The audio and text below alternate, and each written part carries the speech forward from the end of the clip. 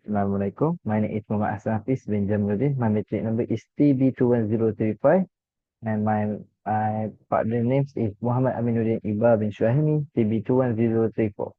So today I would like to present my project. It's about water pollution.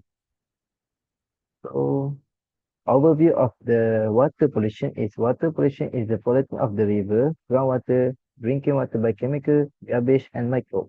It happens when contaminants from numerous sources pollute water system, rendering them dangerous for human, aquatic life, and ecosystem. So for the different of pollutant will cause the chemical, biological, and physical, nutritional, and sediment water contamination. So industry discharge, agriculture runoff, sewage, oil spill, and urban stormwater are major contributors. Then, so we will talk about impact of water pollution. It will categorize to three: environment impact, biodiversity loss, and waterborne disease. So for the environment impact, destruction of aquatic ecosystem, polluted water will kill the fish, plant, and other aquatic organisms. For the biodiversity loss, the chemical can disrupt the food chain, the cost of the species to become extinct, and eutrophication. For example, consider the Gulf of Mexico dead zone. And then for the waterborne disease, cholera, dysentery, and typhoid are all diseases that can be spread to the contaminant for the water. For example, lack of clean water will cause a million of deaths each year. So, as example, for the picture on the left, it will show the polluted river of the stream with trash and waste materials scattered along the water. It also representing the impact of environmental restoration of the contrast between polluted and unpolluted water bodies. And then for the picture on the right, the show diagram is about the cholera. We will show the bacteria responsible it with transmission and system. It was, as you can see here, a common symptom happen for the human body. It will cause also the dehydration and symptom involve the muscle cramp to humans. So after all the overview of the impact, we use only two sensors for the type of the sensor detection. For the first, we use for pH sensor. It will function like to measure the acidity or alkalinity of water sample to maintain water quality in drinking water, industry process, and aquatic ecosystem. Also, from the pH sensor, it will used to monitor type of pollution like related to acidity and basic contaminant which is can affect aquatic life. And for the second sensor, we use a turbidity sensor. The function is to measure the cloudiness or haziness of water caused by suspended particle. Also, will indicating the level of water clarity and presence of the pollutant. The type of pollution also it will monitor pollution related to suspended particle, sediment, and particulate the matter which is can indicate pollution from soil erosion.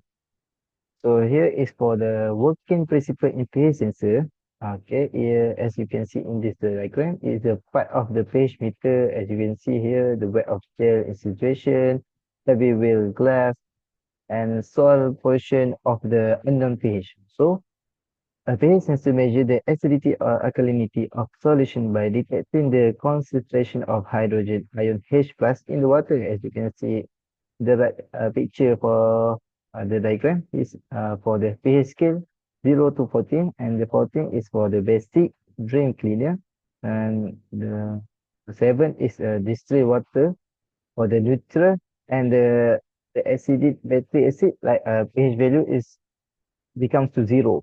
Okay, for the 0 acidic, neutral 7, and prescale for the basic is the 14. So for the working principle in pH sensor, it will consist two main component like a glass electrode. It will contain a special glass membrane that accessibility up to hydrogen ion, as you can see here. Then reference electrode to provide a stable reference potential, often filled with a neutral electrolyte like a potassium chloride KCl. Then when the electrode is immersed in the water, like as you can see here, the hydrogen ion in the solution will interact with the glass membrane and creating a different voltage.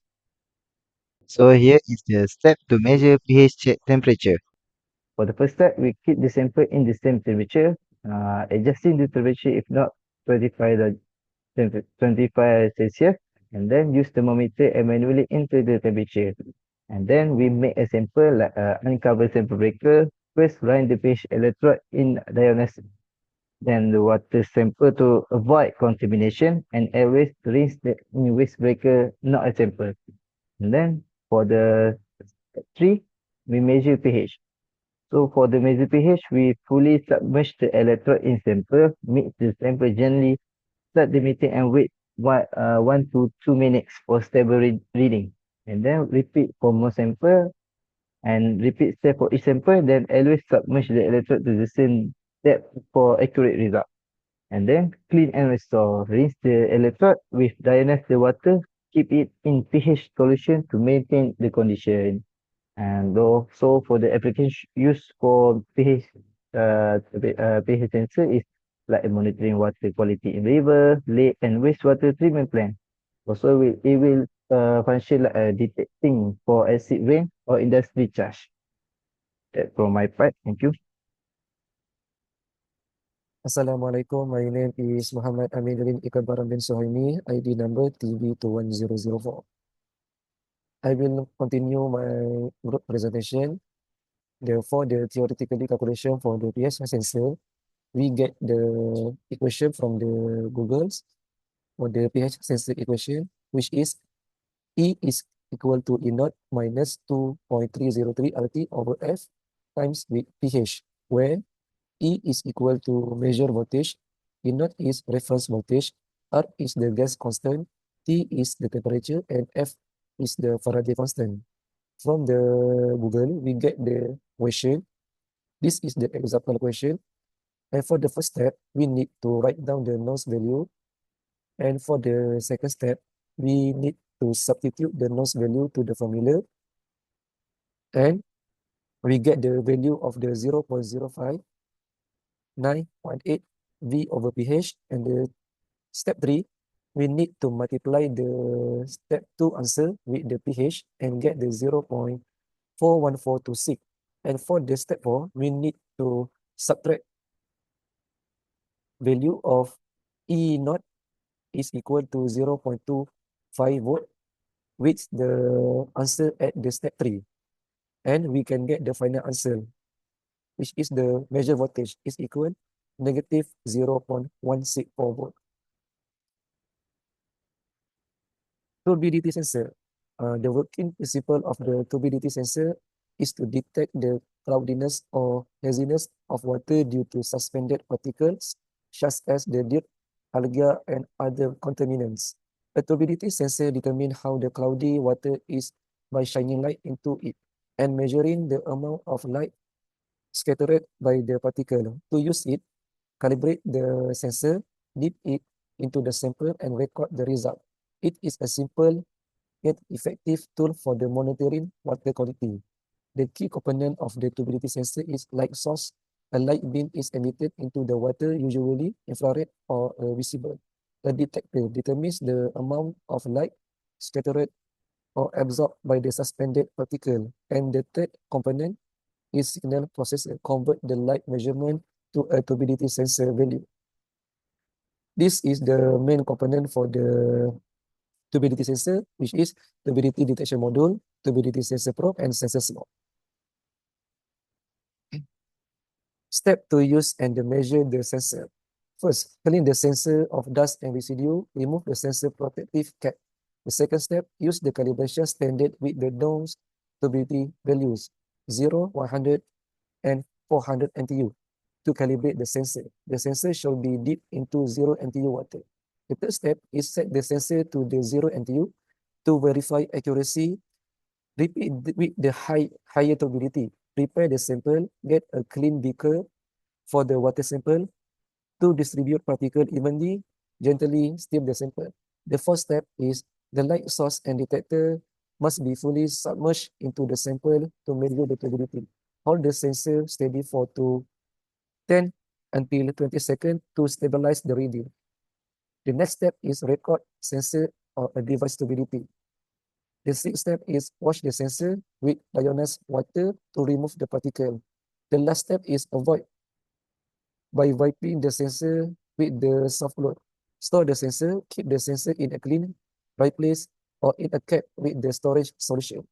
The application of the turbidity sensor is turbidity sensor monitor the river, lake, and reservoir water quality, excess water treatment efficiency, and the pollution and sediment runoff detection in aquatic environments. Next, the advantage and disadvantage for the pH sensor and turbidity sensor. For the advantage for the pH sensor is simple, affordable, and easy to use. Provide the instant pH reading, widely used in labs, industry, and environmental monitoring. For the disadvantage, the pH sensor is need frequent calibration, can get full by the contaminants, and only measure the pH, not other pollutant. The advantage for the turbidity sensor is great for detecting particles in a water, provide the real-time clarify data, and non-invasive in some design. The disadvantage turbidity sensor is affected by the bubbles or color water, get the dirty easily and needs to clean, and only detect particle, not to dissolve a chemical. Next, the possible solution to mitigate this pollution. The first solution is technological solution. Use the advanced filtration system, such as the reverse osmosis or activated carbon filters to remove the pollutant like chemical and heavy metals. Use the permeable pavement to reduce the stormwater runoff and allow water to soak into the ground. The second solution is policy solution. Strict regulation, enforce laws, laws to limit industrial and agriculture runoff. Establish stringent standard for the acceptable pollutant level in the water bodies. Provide the tax break and subsidies for the industries and farmers that adopt environmentally friendly practice. Encourage the use of the renewable energy and sustainable agriculture practice. The third solution is individual and community action. Reduce plastic use, reuse the bag, bottle, and containers instead of single-use plastic. Participate in community cleanups to remove the plastic waste from the river and beach. Recycling and compositing help to reduce the amount of waste that end up in landfills or water bodies.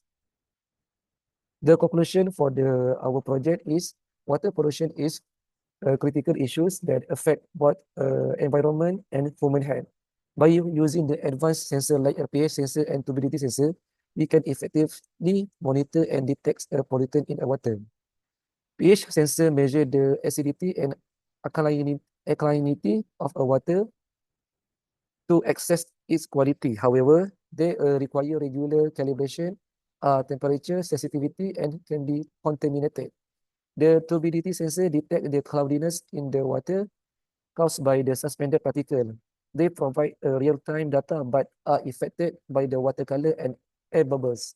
They are also unable to detect dissolve the pollutant. And both sensors are critical to maintaining the clean water, but they are limitation. Proper use, calibration, and maintenance are critical to obtaining accurate result. And the last one, this is our reference for our project. That's all for me. Thank you.